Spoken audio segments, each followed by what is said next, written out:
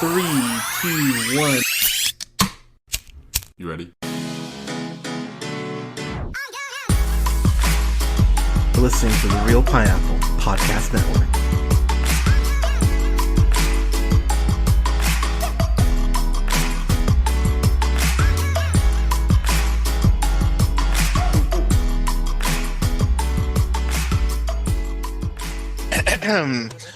Good evening, ladies and gentlemen, days and gays. This is the Real Pineapple. This is your humble host, Hunter, here. Hope you're all having a great night, day, weekend, whenever you're checking this out. I am really honored to have writer, editor, director. You can check out his latest film in Love Gets a Room, which should hopefully be playing somewhere near you here in the next couple weeks, probably by the time you're listening to this. Oh my gosh, I have Rodrigo Cortés here. I got the last name right? Cortés? Is it Cortés? Yeah. Okay, perfect. Perfect. Rodrigo, sir, thank you so much for making the time. I really appreciate it. My pleasure. Thanks for everything. Thanks for inviting me. Yeah, absolutely. So before we jump in here, I have to fanboy a little bit here because you made a film. You made a film in 2010 that I would actively tell people you need to go see this because it's one of the best films of the year. In Buried, I think Buried is insanely brilliant. The fact you're able to get so much character development out of such a literal condensed space, I just found fascinating, and there's so many shots in that film that stick with me. Please talk to me about like how that kind of came on your radar and why you went, yes, I need to make this film. Well, Chris Parlin, the writer, brilliantly wrote it. Yes, basically as a demo in a way, because nobody thought it should be produced in any way. But I remember that when I read it, I felt totally differently because I thought this should be something everybody should fight for, because I felt that nobody did anything similar ever. So I wanted to be the guy. I wanted to try. I wanted to be the one to try. And I remember the one day before starting the shoot, I was alone in the stage looking at this wooden box, and I felt vertigo for a second because I thought, do you really want to do a movie inside that box? And a 94-minute movie inside that box. So I decided to turn my brain off and not to think anymore. And I took it as it was, I don't know, like a Indiana Jones inside a box. Okay. I felt it had a very Hitchcockian energy. I always thought on Hitchcock because he said that he would be able to do a movie inside a phone booth, and I thought, I don't think so when I was a teenager. Yeah. But at the same time, of course, I thought on all these technical challenges like rope or lifeboat. But in a way, what I really wanted to do is north by northwest inside a box. So Okay, so I can see that. In a way, it was my reference. I thought, why not? Probably this won't work, but if it does, maybe we will get to encyclopedias or something. I mean, because that's still one of the best performances of Ryan Reynolds' career. So like It when you go like how do you go about that process as far as getting him? Because when I heard he was doing it, I went, this is a very different, role for him, and yet what he's able to convey in large part because of how you're directing him is absolutely incredible. So like kind of talk to me about that process as far as having that trust between your actor and like what you're bringing to the table. Well, I frankly went for him because I saw a brilliant movie that probably 16 people have seen called The Nines. I don't know if you had the chance Yes, I love to that watch movie. The Nines. Yeah. Yeah, he does 3 roles here in this movie in a very moving and truthful way, sometimes with very, very small things. And I thought he would be brilliant also because I know it sounds strange, but I thought that I needed someone who was a great comedian, not because Buried was a comedy, of course, but because we were going to need the same use of timing and nuance and If you have a very serious, great actor, probably you are going to have something really unicorn. And in a way, we needed to play with inflections and to go through every possible level of emotion. And in a way, I thought of him as a kind of new Cary Grant. Okay. Though, of course, the movie is not funny at all. No, It's at like all. it's like the comedy Kafka would have written. And of course, he played it brilliantly, brilliantly. Yes. We did the movie in only 17 days. Wow.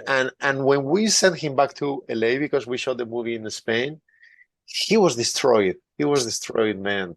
His fingers were burned out because of the heat of the lighter, and his skin also was harassed because of the sand and the rough wood and everything. So it was a destructive physical experience for him, but he did an amazing work. He really did. So moving on to Love Gets Room. So I have, man, I don't even know where to start with this. I mean that as a compliment because as I'm watching it, I'm like, this is a really good play. I'm really liking this play. And I actually I'm a little mad I watched the trailer beforehand because I almost think that part of the, and I use this term very loosely, but fun in this movie is not really like kind of going in a little more blind because once you realize what's happening, it's very much a, oh, okay. I was really curious about why you decided, because you wrote this as you were one of the writers on this as well. I was curious why you decided to make the play kind of like the backdrop for the story you're trying to tell, as opposed to just telling it a little more straightforward. And again, I'm curious about your writing as far as taking that avenue. So like, yeah, why the play? Well, this play really existed. Yeah, It was performed in 1942, which is amazing that in the middle of that hell, a group of people wanted to do not only a play, but a funny play in which they laughed about their conditions inside the ghetto. So they do jokes and songs about love, but also about death and illness and corruption and the violence of the police use and things that you would never believe. So I thought when I read the first draft that this brilliant German writer David Safier did before taking over and doing the subsequent versions of the script, I thought, don't focus on history, but on the story. Don't try to give lessons nobody wants to hear from you. Focus on these people, who they are. Tell a story about a group of actors. Of course, these actors are performing their play under the most terrible conditions. yeah, But focus on them. Who are them? Who are they? They are real people. They are not archetypes. They are not heroes. They are people whose main goal is surviving for another 30 minutes. So don't judge them, and also tell who they are. They are actors who do what they know what to do. When an actor, no matter when, plays a play, they just want to do the play. They want to do the play. Maybe they get sick, but they do the play. Maybe your father dies, but tonight you do the play. You cry for him tomorrow. Maybe you have a fever, but you do the play. Maybe the lights go out. Then you will you will light a few candles, but you will do the play, which is what these people do because they are generous and they want to bring a smile for the audience, but also because they are selfish. They yeah. want an applause, no matter the circumstances, because that's what they nurture from. So tell about them and focus on their real emotions.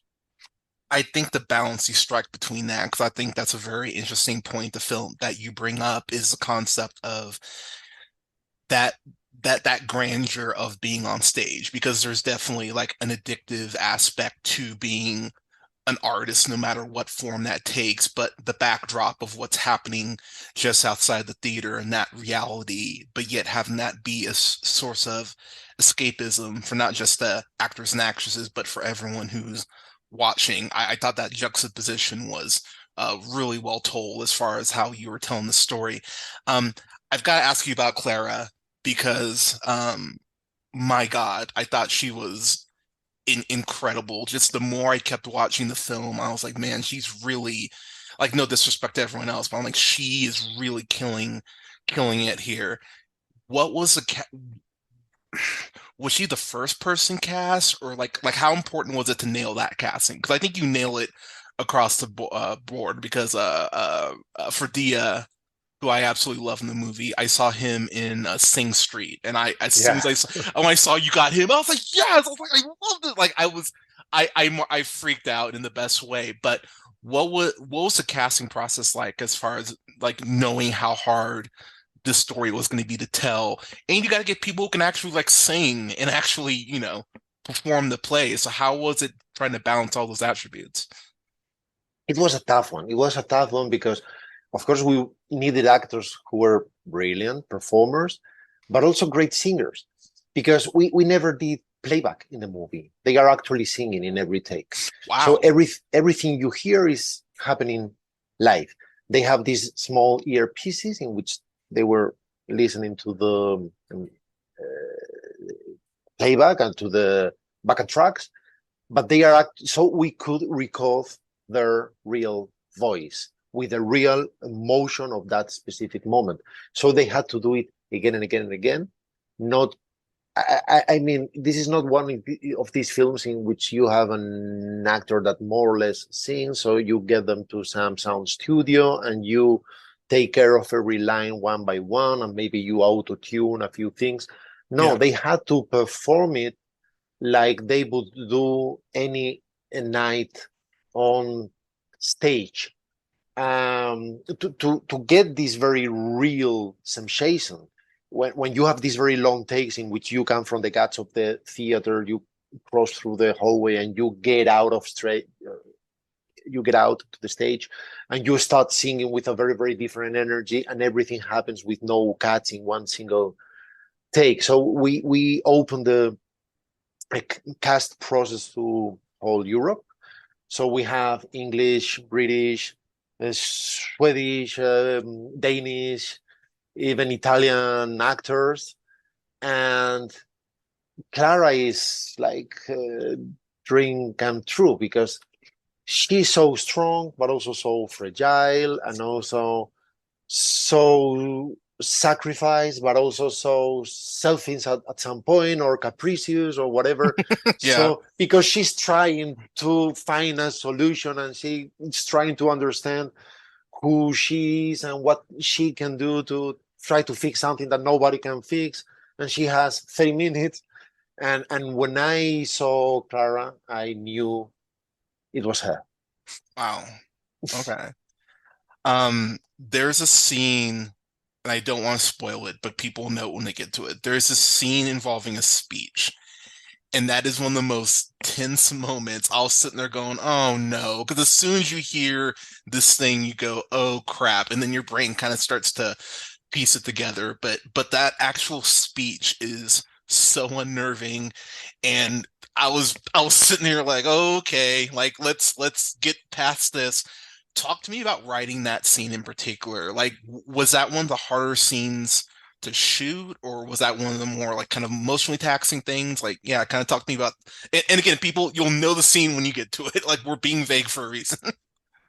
Well, technically, for instance, it was very, very hard to shoot. Probably the hardest one.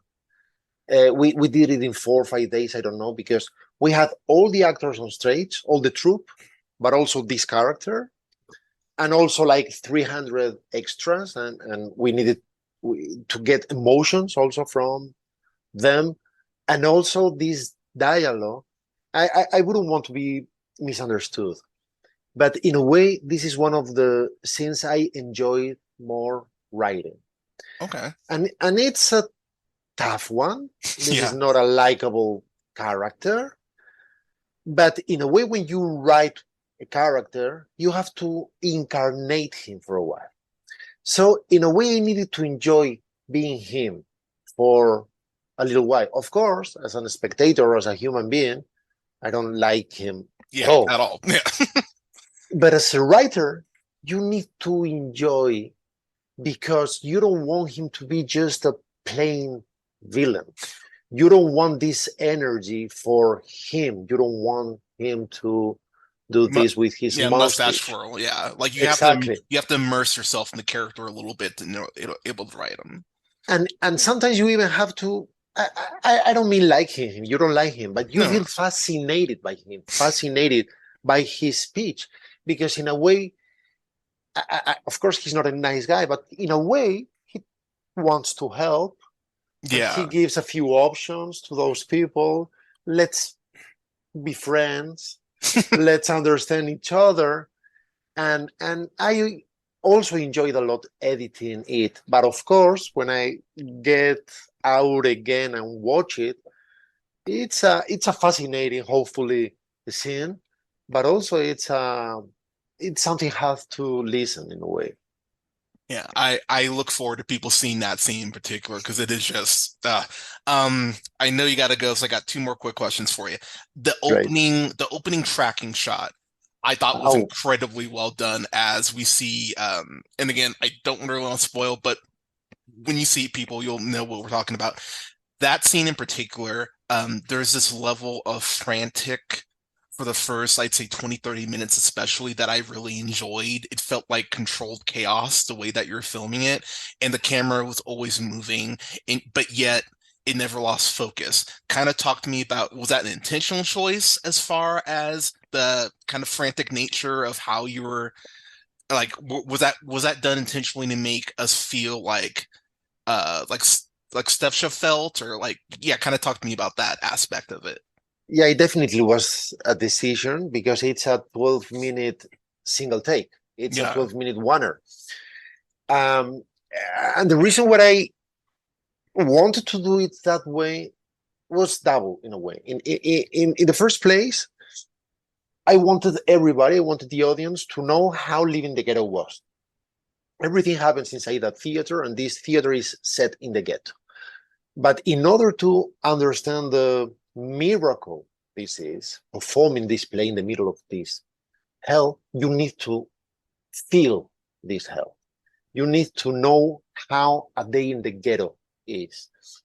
And also, I wanted the movie to be not only a film to be seen, but also a film to be experienced. So I wanted this to be a physical experience and sensorial experience. And this way, following our main actress for this 12-minute, we know all this place. We know how Warsaw was, how the ghetto was, but also the theater, also the guts of the theater. But you live it almost in first person. So the only way to get this was with this single take, so we didn't domesticate the experience. Okay. Yeah, okay, well said. Last question I've got for you. Obviously, viewing media is subjective as far as what you take away from it and all that jazz. For you as a writer on this, for you as a director on it, if there's one thing that you want the audience to take away from this film, what would it be? That the real value of art is that it's in a way useless. And this is so strong, because the most important things in life are useless. What's the Ninth Symphony for? For nothing. It just makes the world better. So there are a group of people who do things, and this is the most important thing in the world, doing things only because that's who you are. There will always be people doing their thing. Okay. I like that. Rodrigo, thank you so much for making the time, sir. Before I let you go, can you please tell my audience where about the movie, where they can watch it, view it, all that fun stuff? I unfortunately don't know where they can watch it.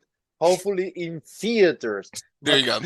please go there. Go there. I know that you will be able to see in this small screen. I've seen great films there. But again, this is an experience. Trust me, this is an experience. There are a few movies who are just told, they are just stories. Another still trust cinematic language, and still they are designed to be felt in a certain way, being surrounded by darkness and watching this experience without looking at your newest WhatsApp or whatever. Yeah, on your So, phone. so please get there. Go to some chapel, because theaters are chapels in a way. Wow, well said, actually.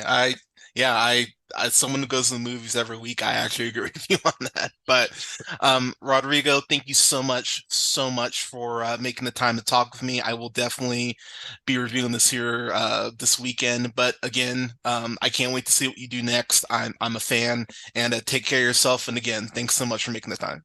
I really appreciate it. Thanks for everything. Anytime, so you take care.